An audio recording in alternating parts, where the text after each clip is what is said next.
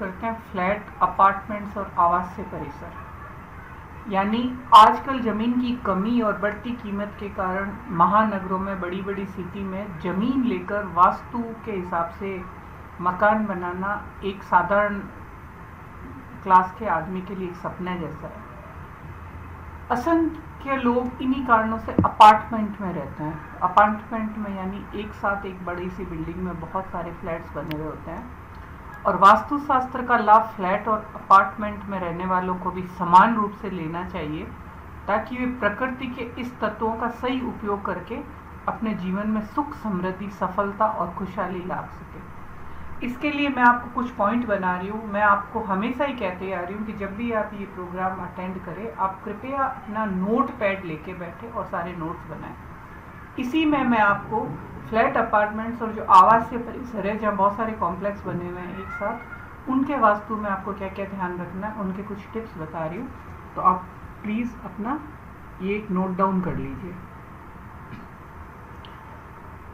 पहला, वहाँ पर अपार्टमेंट और फ्लैट बनाने हो, सबसे पहले वहाँ की मिट्टी की जांच कर लीजिए।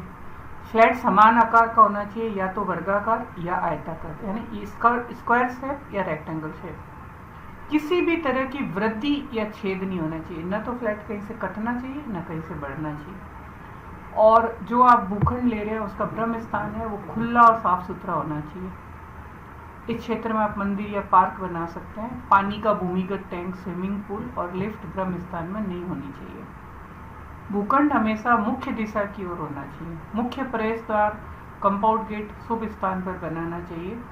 प्रवेश द्वार पूर्व ईशान, उत्तरी ईशान, पूर्व, उत्तर, दक्षिण, पश्चिम वायव्य की तरह शुभ होता है, जबकि पश्चिम वायव्य, दक्षिण नेत्रे कोर या पश्चिमी नेत्रे में कभी भी नहीं होना चाहिए। सुरक्षा प्रहरी का मुख्य द्वार पूर्व और उत्तर दिशा की होना चाहिए। द्वार पर किसी भी प्रकार की रुकावट नहीं होनी चाहिए, जैसे बिजली का खंभा, पेड़, मंदिर। पॉइंट 9, उत्तर पूर्व में जगह खुली रखे। जल पूर्ति का पाइप, बूस्टर पंप, पानी का जो भूमिगत टैंक है, बोरवेल है, वो उत्तर पूर्व के क्षेत्र में रखे। नंबर 10, लॉन, पौधे, खुली पार्किंग आदि उत्तर पूर्व या उत्तर पूर्व में रखे। बड़े पेड़ होंगे वो आप उस भूखंड के दक्षिण, पश्चिम और दक्षिण में रखें। अब आप आइए 11वां पॉइंट, अपार्टमेंट या फ्लैट अंग्रेजी के एल आकार में नहीं होना चाहिए। अगर भवन इस आकार का हो तो उसका उत्तर पूर्व खुला रखें। आयताकार क्षेत्र में भवन निर्माण करें, ये स्वास्थ्य और समृद्धि में वृद्धि करेगा। एल आकार का अगर आपका भवन है और यदि ज्यादा निर्माण उत्तर पूर्व में करें तो दक्षिण पश्चिमी और दक्षिण पूर्व या उत्तर पूर्व में खुला रखें तो यह हानिकारक होगा। फिर आप यू आकार के भवन में उत्तर पूर्व और उत्तर पूर्व में खुला रखना लाभदायक होता है। और जो भवन अंग्रेजी यू आकार का हो, जिसमें उत्तर तथा पूर्व की दिशाएं बंद हो, तो वो ऐसे भी अच्छा नहीं है, और दक्षिण और पश्चिम में खुली हो तो वो भी अच्छा नहीं है। पानी की टंकी अपार्टमेंट की छत पर पश्चिम दिशा की ओर होनी चाहिए, इसमें कोई भी छेद नहीं हो। इसे उत्तर पूर्व, दक्षिण पूर्व कोने या भवन के बीचों बीच नहीं रखें। जनरेटर, बिजली आपूर्ति भूखंड के दक्षिण पूर्व में रखें। बिजली का स्विच बोर्ड पर्सनल अपार्टमेंट में दक्षिण पूर्व दिशा में भूमि तल पर रखें। अपार्टमेंट के घर के भीतर जल का जो स्रोत होगा वो उत्तर पूर्व में ईशान में रखने से लक्ष्मी प्रसन्न होती है। व्यक्ति के मान सम्मान और प्रसिद्धि में वृद्धि होती है। जो व्यक्ति इस बात को मानते हैं उन्हें संतान की कभी कमी नहीं रहती है। व्यक्ति संतान और पुत्र पौत्र से युक्त होता है। ऐसे व्यक्ति ईश्वरीय कृपा के पात्र होते हैं। फर्श की ढाल उत्तर पूर्व में हमेशा रहनी चाहिए। नॉर्थ की तरफ सद्बुद्धि और धन में वृद्धि होती है।